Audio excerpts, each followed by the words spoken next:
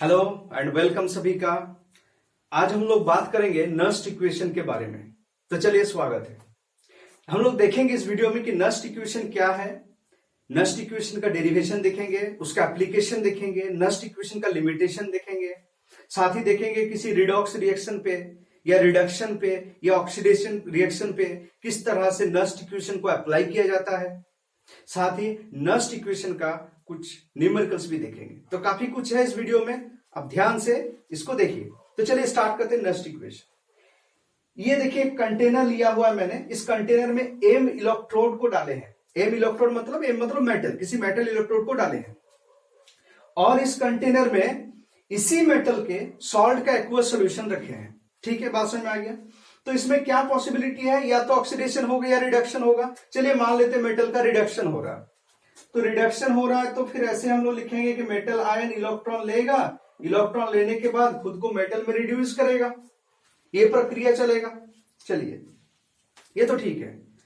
अब जरा आप सोचिए, इस रिडक्शन के लिए इस मेटल आयन को इलेक्ट्रॉन लेना पड़ेगा।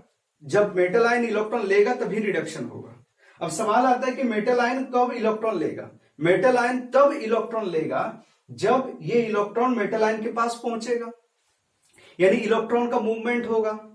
तो इलेक्ट्रॉन के मूवमेंट के लिए इलेक्ट्रॉन को रिडक्शन पोटेंशियल के अगेंस्ट काम करना पड़ेगा। ये मेरा क्या है, रिडक्शन है पूरा रिएक्शन, तो इसका कुछ पोटेंशियल होगा जिसे हम लोग बोलेंगे रिडक्शन पोटेंशियल। तो इलेक्ट्रॉन को रिडक्शन पोटेंशियल के अगेंस्ट काम करना पड़ेगा, तब जाकर के इलेक्ट्रॉन का मूवमेंट पॉसिबल है। बात समझ में आ गया।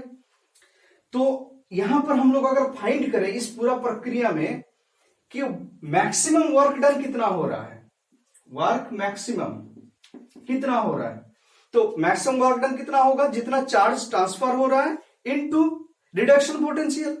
तो हम लिख सकते हैं कितना चार्ज मेरा टोटल ट्रांसफर हो रहा है, एनएफ, एफ मतलब फेराडे, उसके साथ रिडक्शन पोटेंशियल। बात समझ में आ गया। आरईडी मतलब रिडक्शन शॉर्टकट में। तो ये हो गया मेरा वर्क डन इस प्रोसेस में। अब जरा सोचिए, किसी इलेक्ट्रोकेमिकल सेल में chemical energy change into electrical energy, chemical energy electrical energy में चेंज होता है, यानी वर्क डन जो है वो बाय द सिस्टम होता है। तो वर्क डन जब बाय द सिस्टम होता है तो वर्क को हम लोग नेगेटिव साइन से दिखाते हैं, है ना।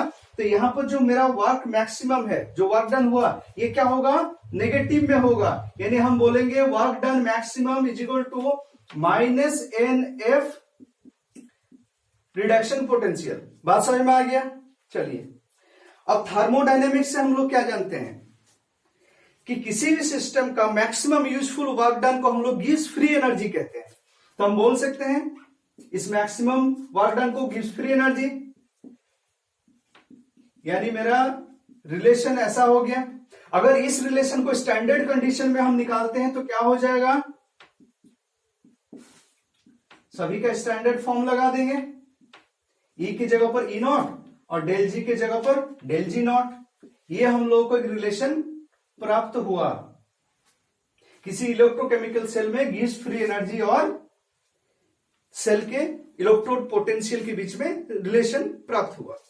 चलिए अब देखिए, जैसे जैसे मेरा रिएक्शन आगे बढ़ता जाएगा वैसे वैसे क्या होगा, कंसेंट्रेशन चेंज होगा और साथ ही साथ मेरा पोटेंशियल घटेगा, potential will be decrease.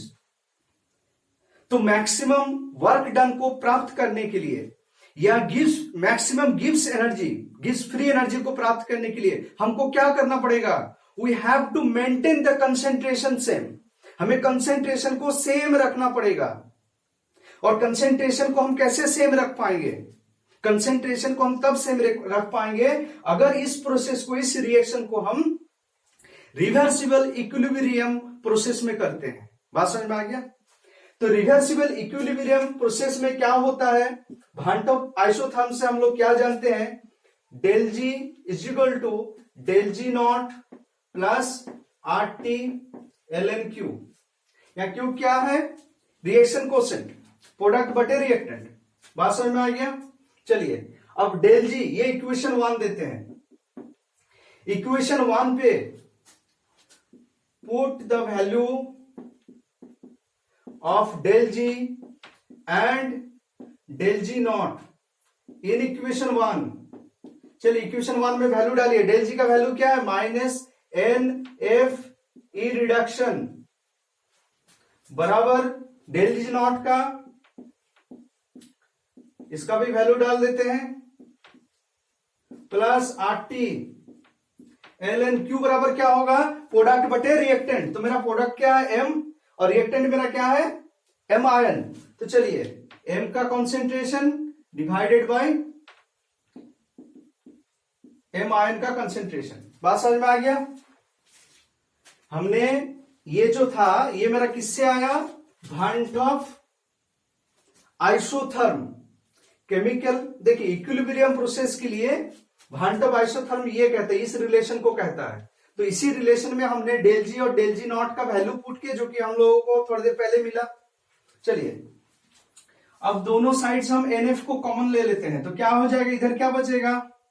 Minus ई बराबर minus E not reduction plus R T बटे एन एफ एल एन और कंसेंट्रेशन ऑफ एम और एम प्लस आयन का, एम आयन का। बात समझ में आ गया?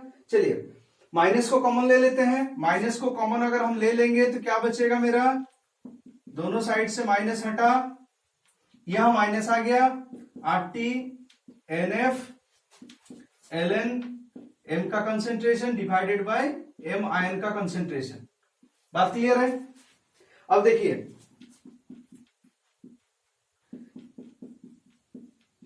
अब इस इक्वेशन में अगर हम लोग सबका वैल्यू बैठा देते हैं, जैसे आर का वैल्यू, आर गैस कांस्टेंट है 8.314 into temperature 298 divided by n, मतलब जितना इलेक्ट्रॉन का एक्सचेंज हो रहा है, तो एन को एन ही रखने देते हैं। फैराडे 96,500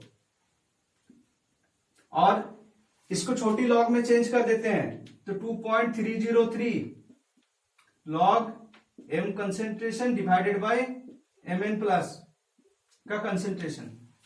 बात समझ में आ गया? तो इसको कैलकुलेशन अगर हम करेंगे, इसका कैलकुलेशन करेंगे तो आएगा 0.0591 बटे एन लॉग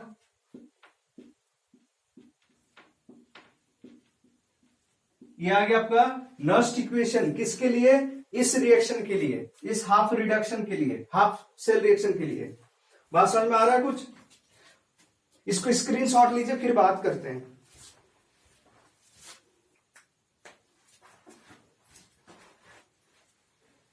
चलिए अब इधर मिटाते हैं। नस्ट इक्वेशन हमें प्राप्त हो गया, ये हो गया मेरा नस्ट इक्वेशन। चलिए अब मान लेते हैं इसको अप्लाई करते हैं रिडक्शन के लिए। कोई रिएक्शन है, रिडक्शन रिएक्शन है, उसके लिए नस्ट इक्वेशन को हम लोग अप्लाई करते हैं। तो चलिए मानते हैं Cu2 प्लस ये 2 इलेक्ट्रॉन लेकर के Cu में चेंज हो रहा है, ये रिडक्शन है। इसके लिए नस्ट इक्वेशन लिखेंगे तो कैसे लिखेंगे? इसी चीज को लिखेंगे, रिडक्शन बराबर ई नॉट रिडक्शन माइनस 0.0591 बटे एन। देखिए एन क्या होगा? कितना इलेक्ट्रॉन का एक्सचेंज हो रहा है? 2 इलेक्ट्रॉन का, तो एन की जगह पर हो जाएगा 2 लॉग प्रोडक्ट बटे रिएक्टेंट। प्रोडक्ट मेरा क्या है? Cu और रिएक्टेंट क्या है मेरा? Cu2 plus. बात समझ में आ गया? अब देखिए इसको हम फिर से ऐसे लिखेंगे, माइनस 0.591 बटे 2 लॉग। देखिए Cu जो है यहां पर इसकी इस फॉर्म में है, सॉलिड फॉर्म में है, ठोस अवस्था में है, तो सॉलिड को हम लोग यूनिटी मानते हैं, 1 मानते हैं, तो सॉलिड का कंसेंट्रेशन 1 मानेंगे, तो इसको 1 कर देंगे और Cu2 प्लस का कंसेंट्रेशन नीचे रहेगा। तो ये हो गया इस रिएक्शन के लिए नस्ट इक्वेशन।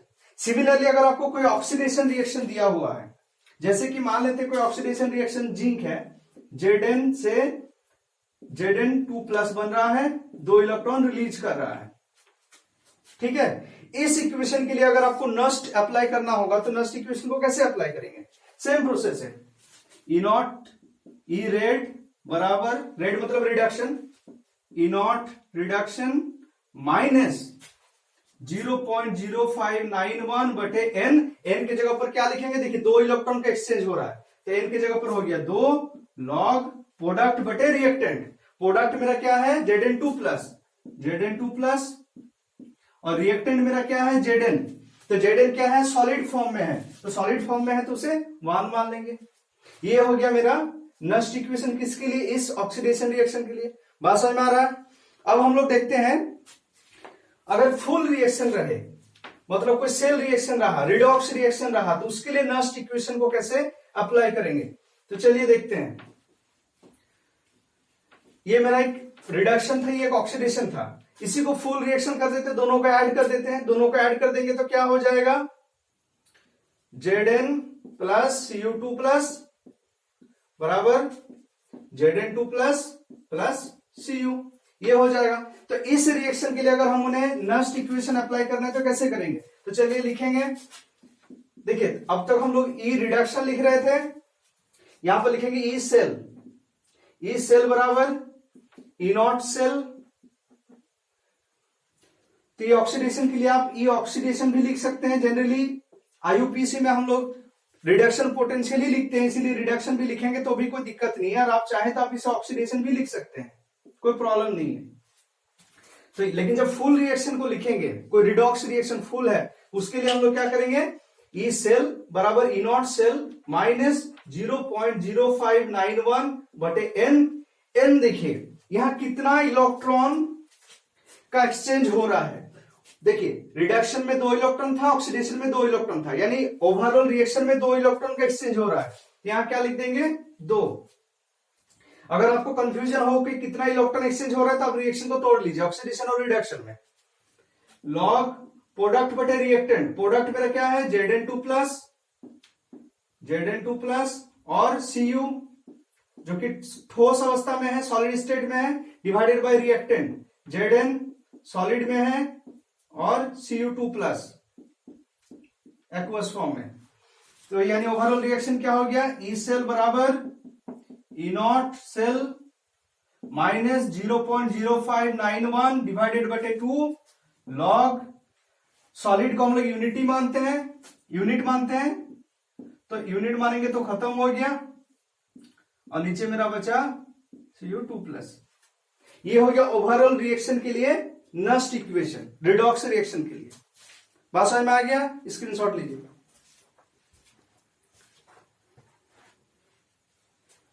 चलिए अब इसका एप्लीकेशन क्या है। देखिए स्टैंडर्ड फॉर्म में, स्टैंडर्ड कंडीशन में किसी सेल का पोटेंशियल हम लोग कैसे प्राप्त करते थे, ई नॉट सेल बराबर E naught cathode minus E naught anode. तो वो जो मेरा फॉर्मूला था वो केवल वैलिड था स्टैंडर्ड कंडीशन के लिए। अगर आपको कंसेंट्रेशन चेंज कर दिया जाए, यानी मेरा कहने का मतलब है स्टैंडर्ड कंडीशन ना रहे, स्टैंडर्ड कंडीशन अलग से अलग कर दिया जाए, प्रेशर अलग कर दिया, कंसेंट्रेशन अलग कर दिया, टेम्परेचर अलग कर दिया, तो आप सेल का ईएमएफ कैसे ज्ञात करोगे, सेल का पोटेंशियल कैसे ज्ञात करोगे, तो इस रिएक्शन से ज्ञात हो जाएगा, इस रिलेशन से ज्ञात हो जाएगा। बात समझ में आ रहा है ना। या देखिए हम प्रोडक्ट और रिएक्टेंट का कुछ भी कंसेंट्रेशन रख सकते हैं, कोई प्रॉब्लम नहीं है, सेल का स्टैंडर्ड ईएमएफ भी निकल जाएगा, सेल ईएमएफ भी निकल जाएगा। ये तो पहला एप्लीकेशन था, यानी कैलकुलेशन ऑफ ईएमएफ। दूसरा एप्लीकेशन क्या है, देखिए दूसरा एप्लीकेशन यह है कि इससे हम लोग इक्विलिब्रियम, इस रिडॉक्स रिएक्शन का इक्विलिब्रियम कांस्टेंट भी निकाल सकते हैं। इक्विलिब्रियम कांस्टेंट कैसे निकाल सकते हैं, तो देखिए कैसे निकालेंगे, इसको मिटाते हैं। देखिए नस्ट इक्वेशन को अगर हम इक्विलिब्रियम स्टेट में, साम्य अवस्था में अप्लाई करेंगे तो क्या होगा, एट इक्विलिब्रियम,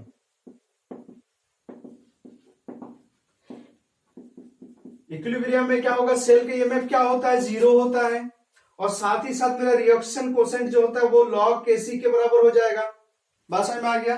तो चलिए ओवरऑल रिएक्शन मेरा क्या है, ई सेल बराबर E naught cell minus 0.0591 divided by n log product बटे रिएक्टेंट, है ना, या प्रोडक्ट, अगर आप ऑक्सीडेशन रिडक्शन के लिए लगा रहे हैं, मतलब रिडॉक्स के लिए, तो कैथोड बटे सॉरी एनोड बटे कैथोड, अब लिखिए प्रोडक्ट बटे रिएक्टेंट, प्रोडक्ट बटे रिएक्टेंट।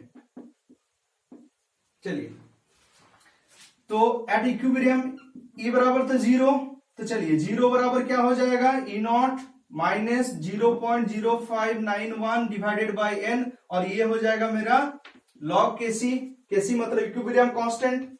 तो चलिए ई नॉट इधर आया, माइनस हो गया, बराबर माइनस 0.0591 बटे N log KC.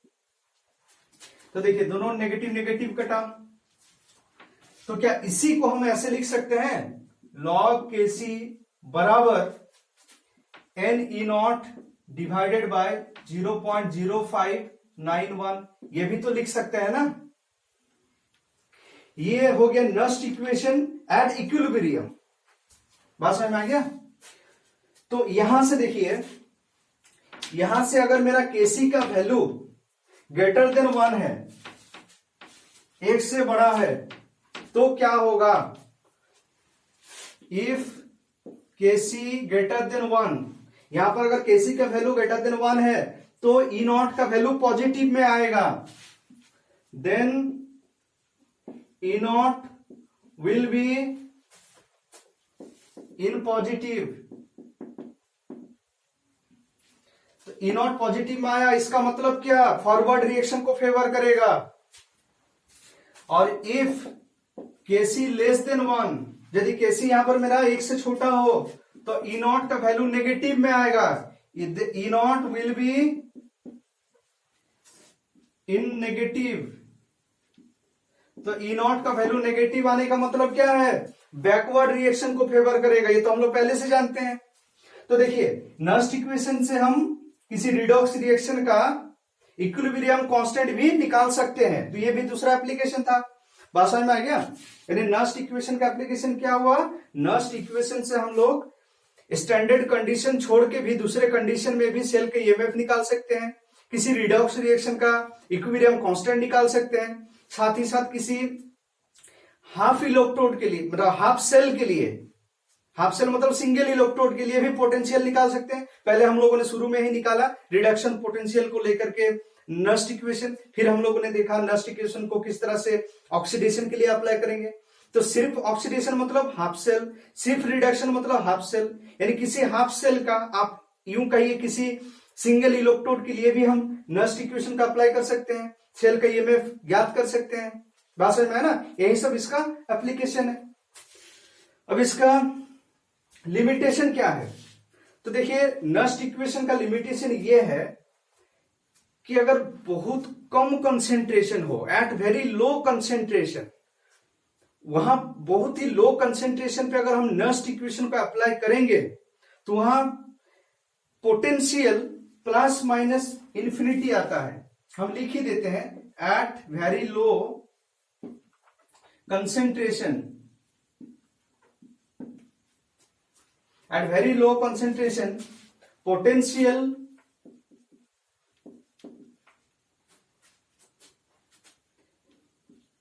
Is plus minus infinity. Potential क्या होता है, प्लस माइनस इंफिनिटी होता है, कब, जब हम लोग नस्ट इक्वेशन को अप्लाई करते हैं। अगर बहुत ही लो कंसेंट्रेशन पे नस्ट इक्वेशन को अप्लाई करते हैं तो पोटेंशियल क्या मिलता है हमें, प्लस माइनस इंफिनिटी, जो कि मीनिंगलेस है। तो ये इसका एक लिमिटेशन है, बहुत ही लो कंसेंट्रेशन पे नस्ट इक्वेशन को अप्लाई नहीं किया जा सकता है। दूसरा, अगर इलेक्ट्रोड पे करंट फ्लो हो रहा है उस टाइम हम अगर नस्ट इक्वेशन लगाएंगे तो वो नहीं चलेगा, क्योंकि इलेक्ट्रोड पे अगर करंट फ्लो हो रहा है तो वो पोटेंशियल को चेंज करता है, उसके बाद जो आयन का एक्टिविटी है उसको भी चेंज करेगा। तो इलेक्ट्रोड में जब करंट फ्लो नहीं हो रहा है तब हम नस्ट इक्वेशन को अप्लाई कर सकते हैं सेल की ईएमएफ प्राप्त करने के लिए या सेल के पोटेंशियल प्राप्त करने के लिए। और दूसरा, एट वेरी लो टेम्परेचर पे हम नस्ट इक्वेशन को अप्लाई नहीं कर सकते। ये दो है नस्ट का लिमिटेशन। तो हम लोगों ने नस्ट इक्वेशन का डेरिवेशन देखा, नस्ट इक्वेशन से उसका एप्लीकेशन देखा, उसका लिमिटेशन देखा, नस्ट इक्वेशन से किस तरह से इक्विलिब्रियम कांस्टेंट को प्राप्त करेंगे वो भी पता चला। अब बात है कि नस्ट इक्वेशन से कुछ न्यूमेरिकल्स हम लोग देखेंगे। तो चलिए न्यूमेरिकल्स के लिए आप स्क्रीनशॉट ले लीजिए, फिर न्यूमेरिकल्स देखते हैं।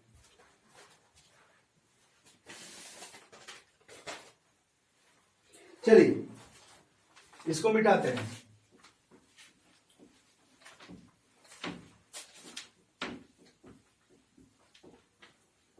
अब देखेंगे नस्ट इक्वेशन का न्यूमेरिकल्स, ये भी काफी इंपॉर्टेंट है। ये टॉपिक हर एग्जाम के लिए इंपॉर्टेंट है। चलिए एक क्वेश्चन दिया हुआ है, एक इक्वेशन है, सिल्वर आयन इलेक्ट्रॉन लेकर के सिल्वर में चेंज हो रहा है। सेल का ई नॉट दिया हुआ है 0.80 वोल्ट और कंसेंट्रेशन दिया हुआ है सिल्वर आयन का, कंसेंट्रेशन है 0.1 m। आपको बोल रहा है 298 केल्विन टेम्परेचर पर, at 298 kelvin find cell reduction potential. Cell का रिडक्शन पोटेंशियल आपको निकालने बोल रहा है, तो आप कैसे निकालेंगे? चलिए नस्ट इक्वेशन को लगाइए, ई नॉट माइनस 0.0591 बटे एन लॉग प्रोडक्ट बटे रिएक्टेंट। प्रोडक्ट है मेरा सिल्वर और रिएक्टेंट है सिल्वर आयन। चलिए तो देखिए सेल का ई नॉट दिया हुआ है 0.80 वोल्ट, तो ई बराबर हो गया 0.80 वोल्ट माइनस 0.0591। कितना इलेक्ट्रॉन का एक्सचेंज हो रहा है इस रिएक्शन में? 1 इलेक्ट्रॉन का। तो एन की जगह पर 1 लॉग सिल्वर तो ठोस स्टेट में है, सॉलिड स्टेट में है, तो इसको 1 ले लेंगे, डिवाइडेड बाय सिल्वर आयन का कंसेंट्रेशन दिया हुआ है 0.1। तो इसको कैलकुलेशन आप करिए, कैलकुलेशन करने के बाद आ जाएगा 0.741 वोल्ट। बात समझ में आ गया? बहुत आसान न्यूमेरिकल्स है। चलिए दूसरा एक न्यूमेरिकल्स देखते हैं।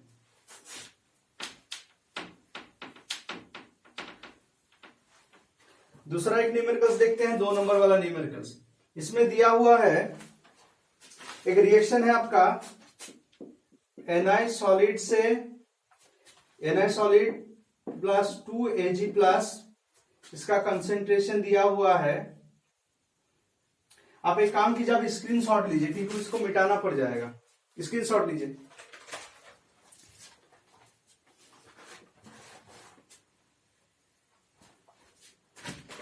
चलिए इसको मिटाते हैं।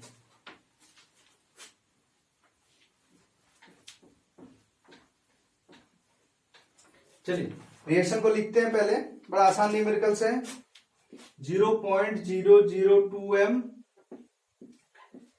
ये बना रहा है Na2 प्लस, इसका कंसेंट्रेशन दिया हुआ है 0.160 m प्लस 2Ag।